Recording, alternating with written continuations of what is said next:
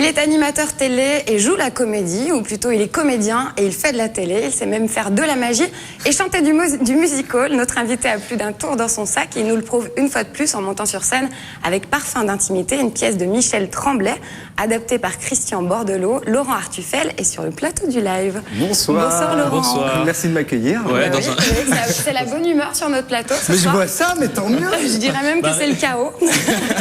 Pour terminer la semaine, c'est bien, non? On essaye de s'en sortir, mais c'est difficile, un fou rire en direct. Ouais, bon, on va parler de votre actualité, donc cette pièce de théâtre qui s'appelle Parfum d'intimité, dans lequel vous jouez un personnage et puis les thèmes. Enfin, vous êtes une star de la télé. Une star de la télé. Ouais, une star. Non, vous êtes une star de la télé. Bah alors c'est pas tellement une fiction alors. Non, mais oui, c'est rigolo parce qu'en fait, Luc, le personnage que j'incarne, en fait, est une véritable star de la télé, mais c'est pas son rêve au final parce que lui, quand on le reconnaît dans la rue, les gens pensent qu'il est comme il est à la télé, alors qu'il a une autre vie et il voudrait qu'on le reconnaisse comme il est vraiment dans la vie. Donc c'est rigolo. Ouais. Donc là, vous quittez plus ou moins le petit écran pour remonter sur scène. Vous revenez à vos premiers amours. Exactement. Donc ça fait plaisir comme ça de pouvoir ressentir la scène, avoir vraiment le public tout près là devant.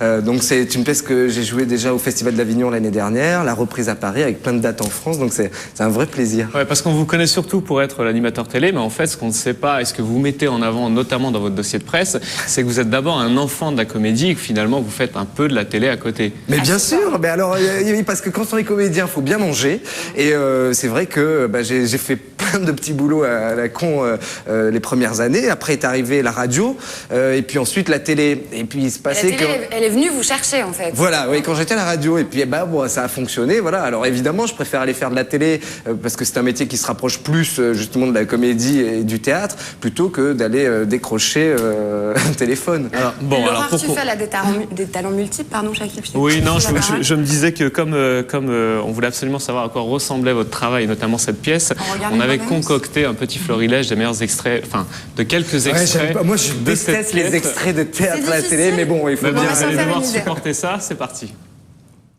T'as pas changé de parfum depuis qu'on se connaît, Luc. Bien sûr que je reconnais ton odeur.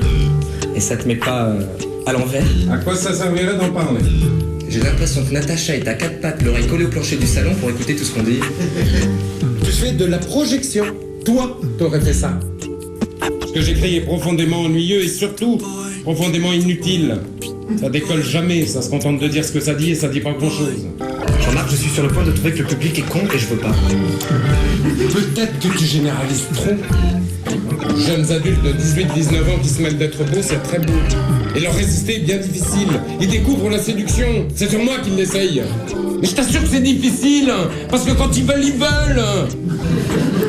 Je dis pas que je regrette d'être parti.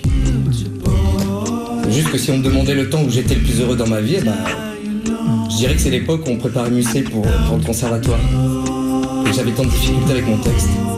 C'est pas des choses très délicates à dire à son ex. Tu t'es jamais gêné.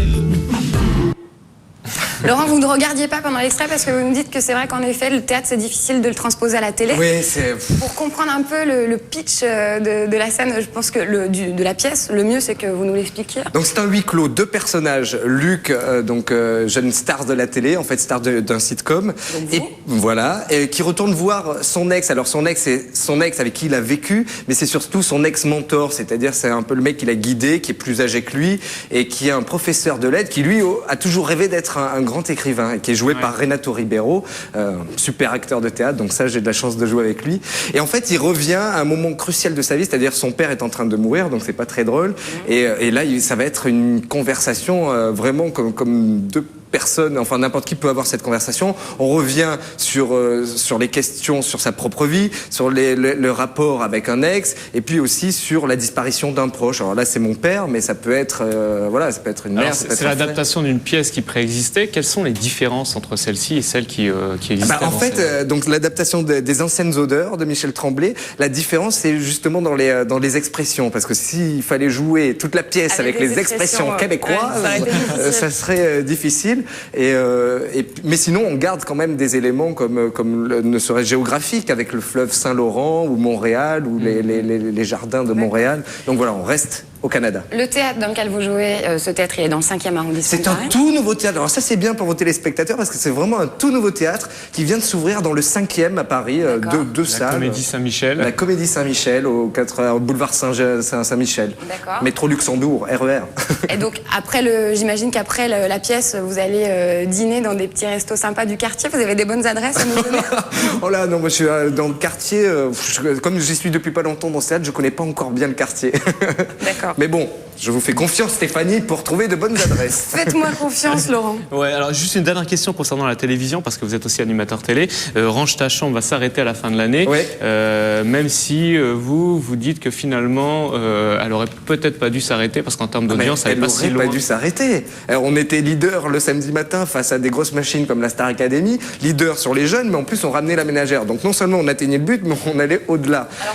Que s'est-il passé? Peut-être un problème de case, parce qu'à la base, Change ta chambre, c'était hors jeunesse. Donc je sais que là, le samedi, il a fallu rendre la case à la Française des Jeux. Alors après, je sais pas.